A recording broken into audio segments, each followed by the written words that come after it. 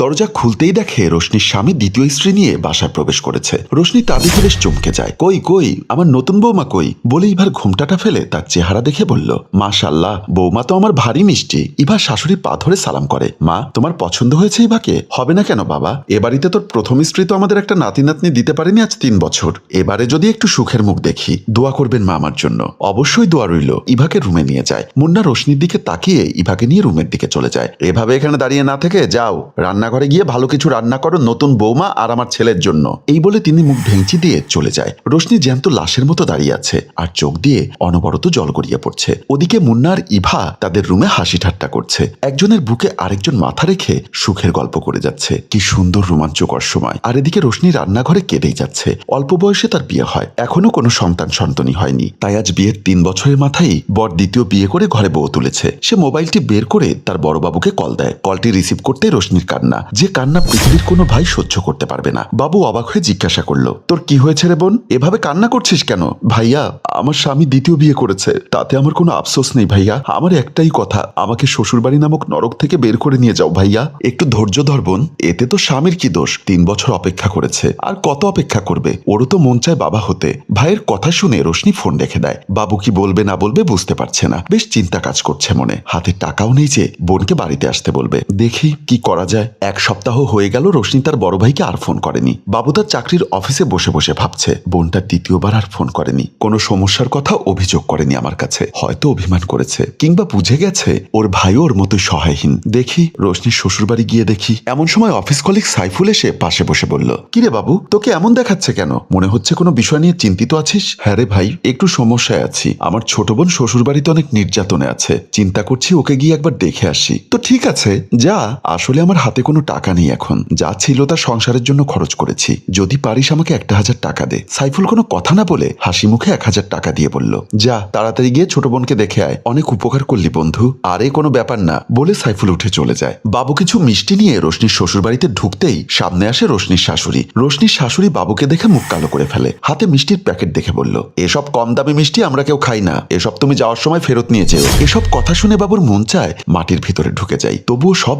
অপমান গা ছাড়া দিয়ে বলল, আমার বোন ছোট্টু কই? বাবুর কথা শুনে শাশুড়ির চেহারা দ্বিগুণ অন্ধকার করে বলল, ছোট্টু আবার কি? এসব ছোট লোক মার্কা কথা আমার সামনে নিবে না, এদের নাম কাম কিছুরই ঠিক নেই। আসলে ছোটবেলায় ডাকতাম তো। বাবুর গলা শুনে রোশনি দৌড়ে আসে। ওকে দেখে বাবুর শরীর কেঁপে ওঠে। একই দশা হয়েছে আমার বোনটা। দুধে আলতা গায়ের রং ছিল, আর এখন কাঠের কয়লার মতো, খেতেও দেয় না হয়তো ঠিক মতো। রোশনি খুশি হয়ে বলল, এসো ভাইয়া, ভেতরে এসো। এমন সময় রোশনির সতীন এসে বলল, এ বাড়িতে এত মানুষ কি করে আসে?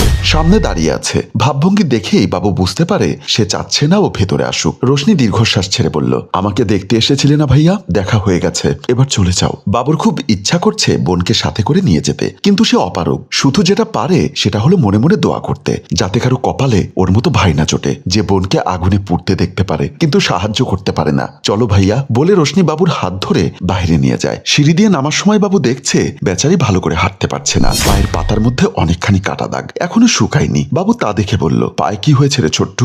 রোশনি হেসে বলল, আমার সতীন বটিদা ছুঁড়ে মেরেছিল, চা দিতে দেরি করেছি বলে। তখনই বাবুর বুকটা ছ্যাদ করে ওঠে। তোর বর কিছু বলল না? কি আমার বর? আমি হচ্ছি এবাড়ির কাজের লোক। গরম পানি ছুঁড়ে মারা, গায়ে চা ঢেলে দেওয়া, এগুলো নিত্যদিনের রুটিন। বাবু বহু কষ্টে চোখের পানি আড়াল করে বলল, মিলেমিশে থাকিস, ঝগড়া করিস না। রোশনি হঠাৎ শাড়ির কোনার গিট খুলে কয়েকটা জীর্ণ নোট বাবুর হাতে দিয়ে বলল, মিষ্টি টিষ্টি তো ধার করে এনেছো, আমি জানি এখানে 300 টাকার মতো হবে। বাবু কিছু বলবে তার আগেই রোশনি খুঁড়িয়ে খুঁড়িয়ে চলে গেল। এভাবে কয়েক বছর চলে যায়। বাবু রুমে বসে বসে ভাবছে, বোনকে এত খারাপ অবস্থায় কোনো ভাই দেখতে পারে? পাশে বসে আছে বাবুর স্ত্রী কল্পনা।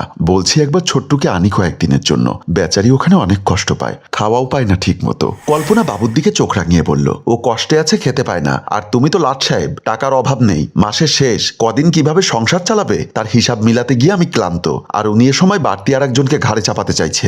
বাবু কাচুমাচু হয়ে বলল, শুধু 2 দিনের জন্য আনি, আমার ভাগের খাবারটা না হয় ও আর আমি ভাগ করে খাবো। বলতে বলতে বাবুর চোখ ভিজে গেল, কিন্তু কল্পনা ঝাঁঝালো কণ্ঠে বলল, তুমি যদি 2 পয়সা বেশি বেতনের চাকরি করতে তবে আমি তোমাকে মানা করতাম না। বোন কেন, 14 গোষ্ঠী এনে খাওয়াও, কিন্তু তুমি বেতন পাও 10,000, তা দিয়ে সারা মাস কি চলে?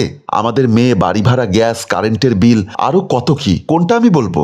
লজ্জা করে না তোমার? আবার বলছো অর্ধেক করে খাবো। বউয়ের উপর বাবু কি বা বলবে, ও তো ভুলও বলেনি কিছু। বাসার বাইরে রাস্তার একপাশে দাঁড়িয়ে আছে বাবু। মেয়ে অসুস্থ, টাকার জন্য কল করছে রোশনিকে। বাবুকে 12,000 টাকা দিয়ে বলল, তাড়াতাড়ি চলে যাও ভাইয়া, আমি গেলাম। পেলাম বলে রোশনি চলে যায়। বাবু জিজ্ঞাসা করেনি কই পেয়েছে এত টাকা, কারণ টাকাটা খুব দরকার ছিল। রোশনিকে তার শাশুড়ি ও সতীন মিলে খুব মারছে। পাশে দাঁড়িয়ে আছে তার স্বামী মুন্না। রোশনি মার সহ্য করতে না পেরে মাটিতে লুটিয়ে পড়ে। বাবু তখনই ঘরে ঢুকে দেখে তার বোন ফ্লোরে পড়ে আছে। মুন্না বাবুকে দেখে বলল, সে কখন কল করেছি, এখন আসার সময় হলো? বাবু তার বোন রোশনিকে এভাবে পড়ে থাকতে দেখে মুন্নার কলার ধরে বলল, আমার বোনকে তুই মারলি কোন সাহসে? মুন্না হাত ছাড়িয়ে নিয়ে ধমক দিয়ে বলল, জীবনে বোনের খবর নাওনি, 1 পয়সা দাওনি, সে আবার আমার বাড়ির টাকা বোনকে দিয়ে চুরি করায়। তোর বোনের জন্য এত মায়া হলে নিয়ে যা সাথে করে, এই চোরকে আমি আর পুষবো না। মুহূর্তেই বাবুর রাগ পানি হয়ে গেল। ভাই, আমি সব টাকা ফেরত দেব, তবু আমার বোনকে বাড়িতে রাখো। না, কোনো চোরকে বাড়িতে জায়গা দেওয়া হবে না। রোশনি উঠে বলল, ভাইয়া আমাকে এখান থেকে নিয়ে যাও না তোমার সাথে। বাবু তবু বেহায়ের মতো ও বাড়িতেও থাকার ব্যবস্থা করার জন্য সবার হাতে পায়ে ধরছে, কিন্তু লাভ হয়নি। আমি আপনার বোনকে ডিভোর্স দিব, কালকে ডিভোর্স লেটার পাঠিয়ে দিব, এখনই তোমরা বের হয়ে যাও, তা না হলে খাট ধাক্কা দিয়ে বের করে দেওয়া হবে। বাবু আর কিছু না বলে বোনকে নিয়ে বের হয়ে গেল। বাবু তার বোন রোশনিকে নিয়ে রাস্তার মাঝে হাঁটছে। রোশনি বলল, ভাইয়া ভাবি হয়তো আমাকে দেখে মন খারাপ করবে, আমি কি কোনো কাজ পাবো? তুমি একটা খুঁজে দিবে?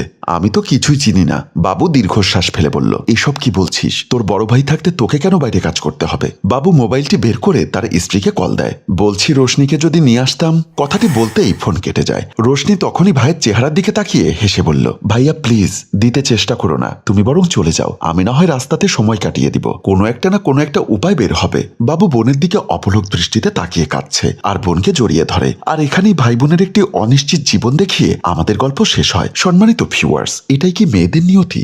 একজন মেয়ের বাচ্চা না হওয়াটা কি সে মেয়ের দোষ? সৃষ্টিকর্তার এই খেলায় কি কারো হাত আছে? পৃথিবীর সকল বোন সুখী হোক। গল্পটির ভাবনায় হাসিম রাজু, পরিচালনায় এইচ.এম. কানন ও চিত্রগ্রহণ ইপ্তি হোসেন। গল্পটি ভালো লাগলে লাইক, কমেন্ট এবং শেয়ার করে অন্যকে দেখার সুযোগ করে দিন। ধন্যবাদ।